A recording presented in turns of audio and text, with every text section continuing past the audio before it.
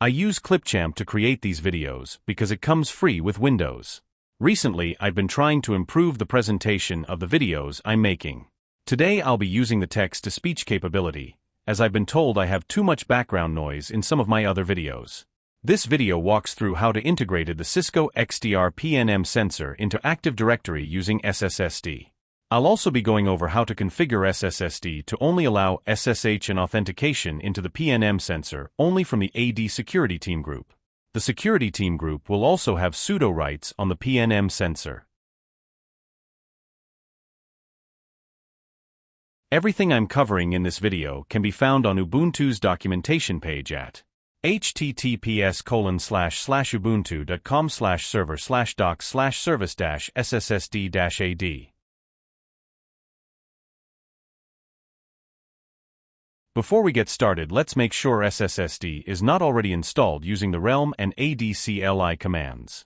As you can see, the commands are showing as not found. DNS resolution is critical to the properly functioning of SSSD. Let's start by making sure the hostname of the PNM sensor is correct. We'll use hostname CTL. Also make sure you cat out the /etc/hosts file and that it is set correctly for both the PNM sensor's name and the domain we will be adding it to. Notice I have two entries on the same line here. I'm also going to ping the PNM sensor from itself, just to make sure everything is resolving correctly.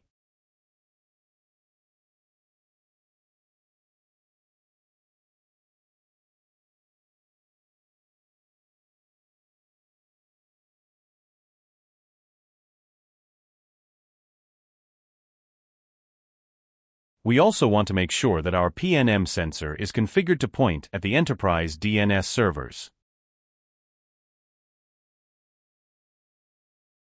Now let's do the installation of SSSD. It's always a good idea to start with an apt-get update to refresh the local package index.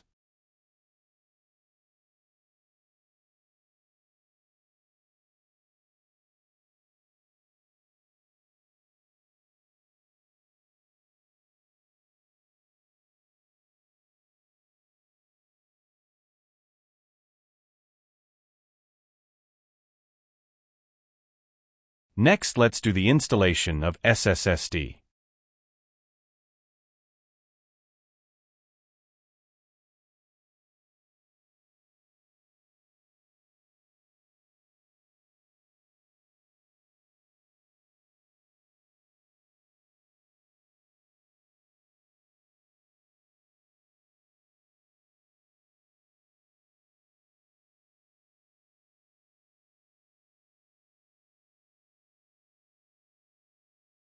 We will make sure everything installed correctly by using the realm discover command.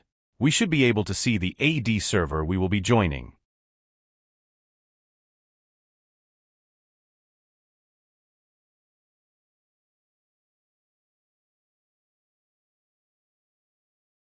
Okay, this looks correct. I can resolve the AD server and successfully discover the example.com domain. Now we are going to join the PNM sensor to the example.com domain. There is a lot that goes on behind the scenes that we wouldn't normally see.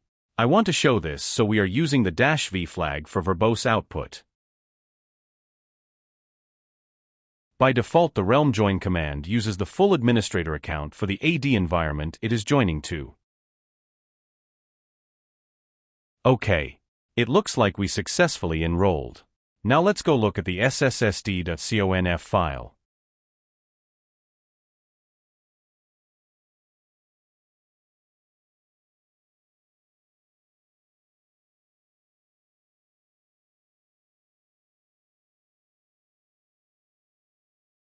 Looks like we've successfully joined to the example.com domain with our primary AD server being add1example.com.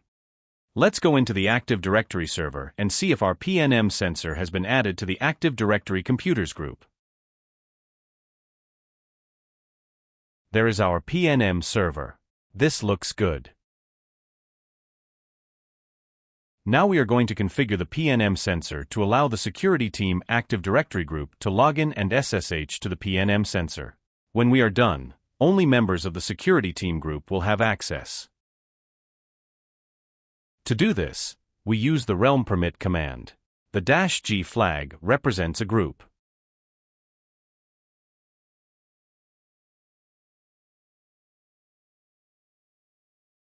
Now that we've added the SecurityTeam group, let's log in as one of its members. Bob is a member of the SecurityTeam group.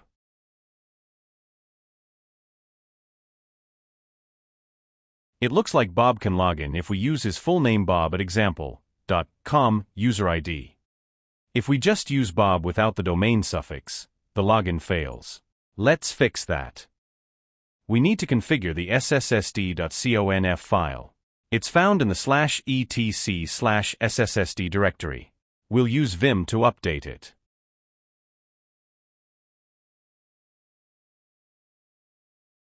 Find the line that reads use fully qualified names and change it from true to false.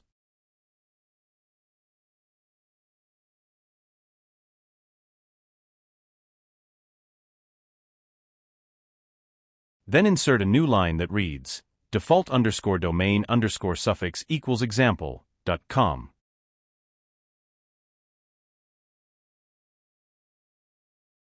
Save the updated configuration and restart the SSSD process. Now when we switch user to Bob, we don't need the @example.com suffix.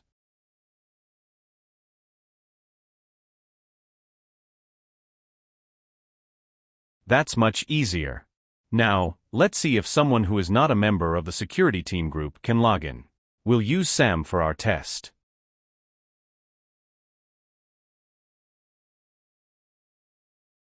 Sam's authentication fails with a permission-denied error.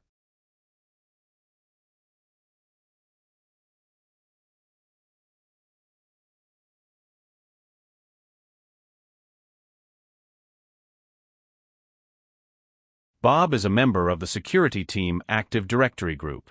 Let's try to SSH to the PNM Sensor as Bob.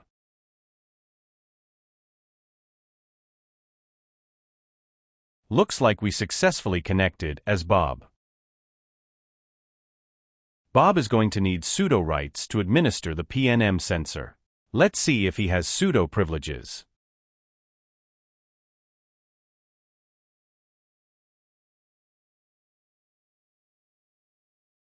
It doesn't look like Bob has sudo privileges.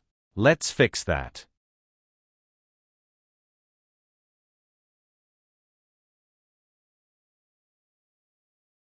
To give members of the SecurityTeam group sudo rights, we need to add a file under the /etc/sudoers.d directory.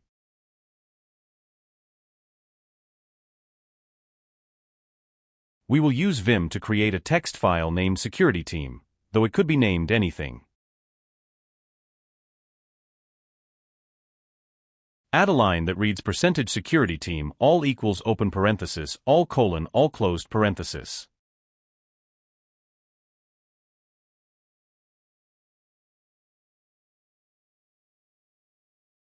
Save the file.